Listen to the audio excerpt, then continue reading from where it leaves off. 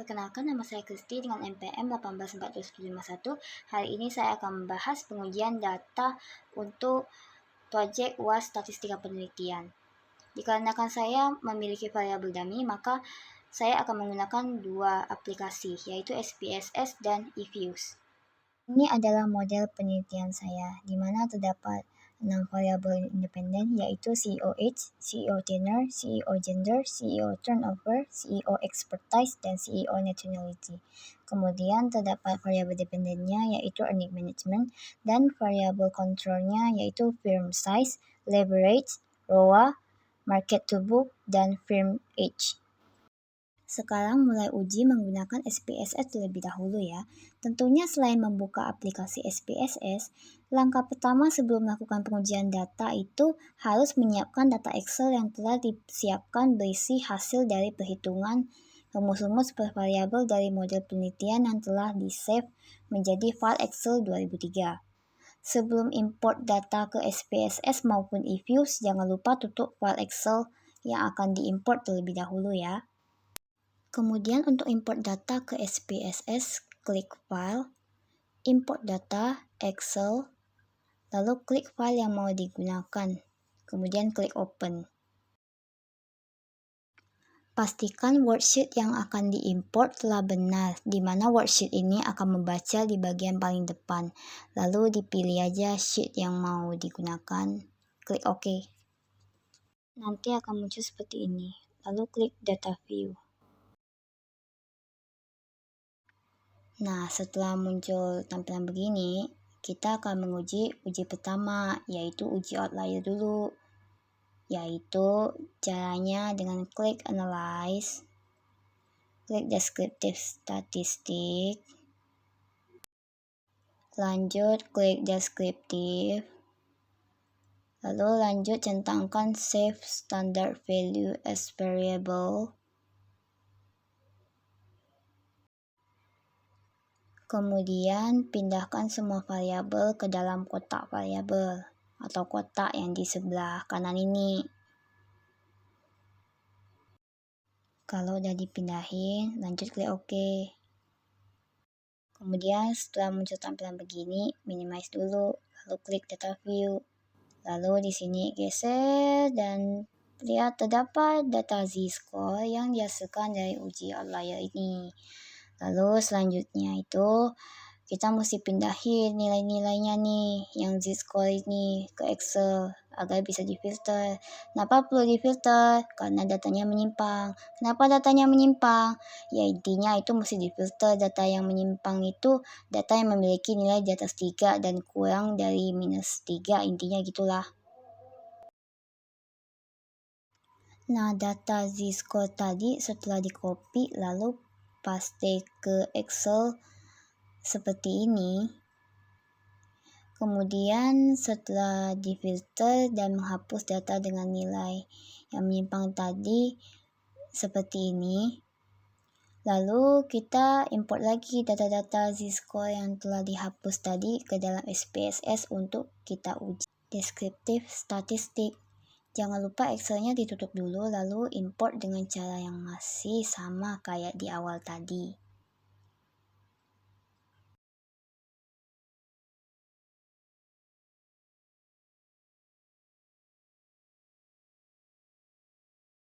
Nah, setelah selesai diimport ke dalam SPSS, kita langsung bisa uji Descriptive Statistic.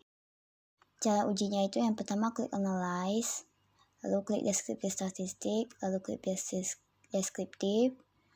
Lalu caranya masih sama kayak uji outlier tadi, hanya saja kali ini tidak perlu centangkan Save Standard Value as Variable. Jadi hanya perlu pindahin variabelnya aja semuanya ke kotak sebelah kanan, lalu klik OK. Nah, setelah muncul tampilan tabel begini, selanjutnya tabelnya mesti dipindahin ke dalam Word untuk diedit lagi nanti. Nah, kita sudah melakukan dua uji, yaitu outlier dan descriptive statistic menggunakan SPSS. Selanjutnya kita akan melakukan uji regresi linear menggunakan aplikasi eViews. Untuk melakukan uji regresi linear sendiri terdapat 3 model, full least square atau PLS, fixed effect model atau FEM, dan random effect model atau RAM. Nah, untuk bisa milih model mana di antara 3 model tadi yang terbaik untuk penelitian kita, itu kita mesti melakukan 2 uji terlebih dahulu, yaitu uji Chow dan uji Hausman. Yang pertama itu adalah uji Chow, yaitu digunakan untuk memilih antara model PLS atau FEM. Jika probability-nya di atas 0,05, berarti akan menggunakan hasil uji PLS. Tapi jika probability-nya nanti hasilnya di bawah 0,05, jadi nanti kita akan menggunakan uji FEM. Lalu untuk uji yang kedua itu yang Hausman, itu digunakan untuk memilih antara model FEM atau RAM. Jika hasil probability-nya itu di atas 0,05, berarti kita akan menggunakan hasil uji RAM. Tapi jika sebaliknya di bawah 0,05, maka kita akan menggunakan hasil uji FEM, atau FEM adalah model kita yang terbaik. Oke, jadi karena sekarang mulai uji regresi panel, maka paketnya itu aplikasi eViews, dan untuk SPSS-nya udah bisa ditutup ya. Pertama, import data Excel-nya dulu ke dalam eViews. Caranya, klik File, lalu pilih Open. Lalu arrange data as Word file, kemudian pilih Excel yang mau digunakan. File Excel yang diimport itu yang tadi data menyimpangnya udah dihapus ya, atau yang data outlier-nya ada yang udah dihapus. Lalu nanti akan muncul begini, langsung aja klik next, next lagi, next lagi.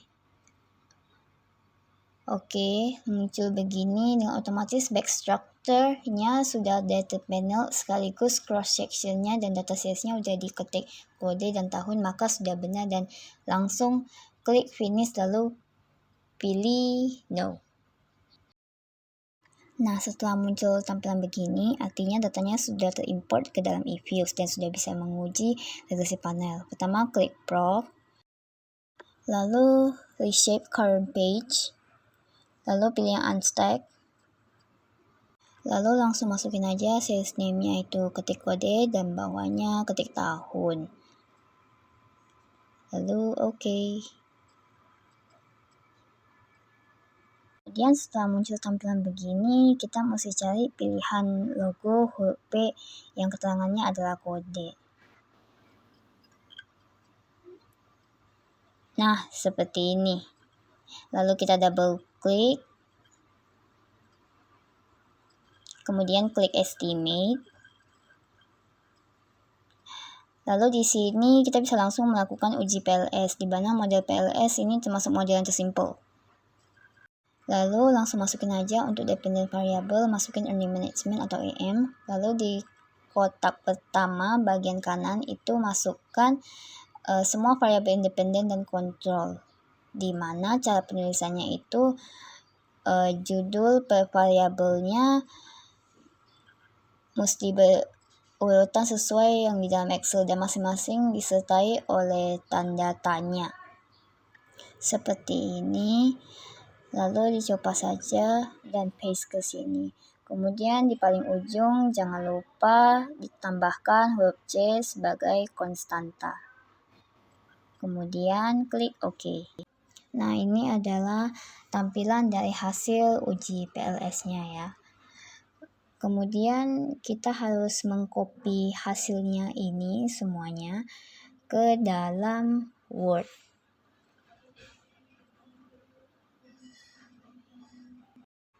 Kemudian setelah uji dan mendapatkan hasil uji dari model PLS, maka selanjutnya kita akan melakukan uji fix effect model atau FEM.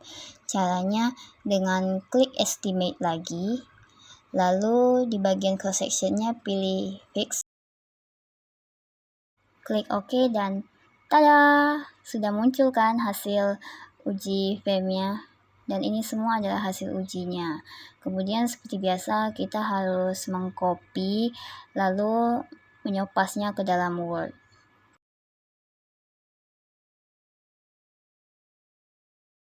Nah, kan kita sudah melakukan uji Chow, yaitu menggunakan model PLS dan FEM.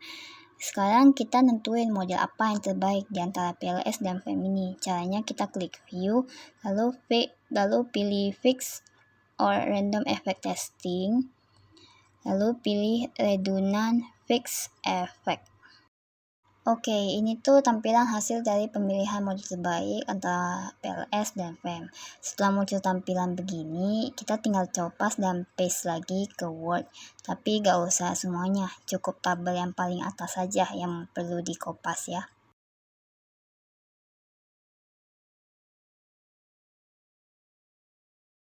Oke, setelah melakukan uji cow dan memilih antara model PLS atau FEM, selanjutnya kita lanjutkan ke uji Houseman, yaitu memilih antara model mana yang terbaik antara FEM atau random, yaitu caranya dengan klik estimate lagi, lalu cross sectionnya itu diganti ke random, lalu klik OK. Nah, udah dapat hasil uji randomnya. Sekarang seperti biasa tinggal copas semua tabelnya dan pindahin ke Word.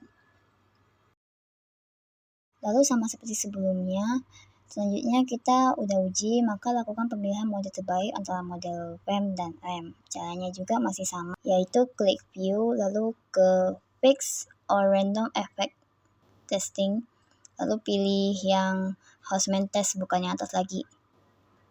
Kemudian ini hasil pemilihan model antara FEM dan RAM. Selanjutnya seperti biasa, copas dan pindahin ke Word itu tabel yang paling atas saja. Lalu setelah melakukan uji cow dan uji Houseman, sekarang kita tentuin model terbaiknya. Jika dilihat dari nilai probabilitas uji Houseman ini, dapat dilihat angkanya itu di bawah 0,05, which is model terbaik yang kita gunakan untuk model penelitian ini adalah Fixed Effect Model atau FEM. Lalu untuk menampilkan hasil Fixed Effect Model yang terbaru, kita harus melakukan estimate lagi. Lalu cross sectionnya diubah menjadi fix dan klik OK. Dan ini adalah hasil dari Fixed Effect Model final yang akan digunakan nanti atau dianalisis nanti. Setelah melakukan uji outlier dan deskriptif statistik di SPSS, kemudian uji regresi panel dan pemilihan model terbaik di eViews, uji terakhir yang diperlukan adalah uji hipotesis, meliputi uji F, uji goodness of fit of model, dan uji T. Untuk uji F digunakan untuk melihat apakah variabel independen yang digunakan berpengaruh secara simultan dengan melihat berdasarkan nilai signifikannya atau probability. Jika di bawah dari 0,05 berarti sudah memiliki pengaruh yang bersama-sama atau bersimultan. Kemudian uji goodness of fit model itu digunakan untuk menentukan seberapa besar variabel independen dapat menggambarkan variabel dependen. Nilai yang semakin menuju angka 1 mengidentifikasikan variabel independen mempunyai kemampuan menghasilkan informasi yang diperlukan untuk menjelaskan variasi variabel dependen. Kemudian yang terakhir uji T, yaitu digunakan untuk melihat per masing-masing variabel jika hipotesis kita terbukti atau enggak dengan melihat pada tabel koefisien dan tabel probability. Jika nilai probabilitas di bawah 0,05 berarti signifikan. Jika melebihi dari itu maka tidak signifikan. Dan jika pada kolom koefisien angkanya berupa minus, maka variabel independen tersebut berpengaruh negatif terhadap variabel dependen. Untuk melakukan uji hipotesis tidak perlu melakukan apa-apa lagi karena hasil uji hipotesis semuanya diambil dan dilihat dari tabel model terbaik. Karena pemilihan model terbaik saya adalah Fixed Effect Model atau FEM, maka tinggal melihat angkanya dari tabel FEM final yang tadi. Sekarang kita coba analisis uji hipotesis berdasarkan tabel Fixed Effect Model ya. Yang pertama analisis yang uji F. Jika dilihat dari angka probability F statistik ini, angkanya sudah berada di bawah 0,05. Berarti variabel independennya sudah berpengaruh bersama-sama atau bersimultan. Yang kedua, ada analisis uji goodness of fit model dengan melihat dari angka adjusted R-square. Nah, hasil nilainya ini sudah mau mendekati angka 1, maka membuktikan variabel independen mempunyai kemampuan menghasilkan informasi yang diperlukan untuk menjelaskan variasi dependen. Lalu yang terakhir ada analisis uji T dengan melihat dari kolom koefisien dan probability. Untuk yang di kolom probability yang angkanya di bawah 0,05 itu ada variabel firm size, MTB atau market to book, dan firm age. Maka ketiga variabel ini sudah berpengaruh signifikan, sisanya yang lain tak signifikan. Lalu jika dilihat dari kolom koefisien yang hasilnya berupa angka negatif, itu ada variabel CEOH, CEO expertise, ROA, dan firm age. Berarti keempat variabel ini berpengaruh negatif terhadap variabel dependen, yaitu earning management. Sekian pembahasan mengenai pengujian data untuk proyek UAS statistika penelitian. Jika terdapat kesalahan dalam pengeditan video maupun dalam pengerjaan record, prosesnya dan segala hal, jika terdapat kesalahan saya minta maaf kepada Koken, karena saya juga kerjainnya itu juga tengah malam sampai subuh, jadi dalam keadaan ngantuk juga. Dan jika videonya ada cut-cut gitu, saya minta maaf juga, karena selama proses pengerjaan ini juga laptopnya saya lag, dan jika ada cut-cut itu berarti saya cut di bagian lagnya. Dan terima kasih juga kepada Koken yang udah mau mengajar matkul ini dengan sabar. Ya, terima kasih.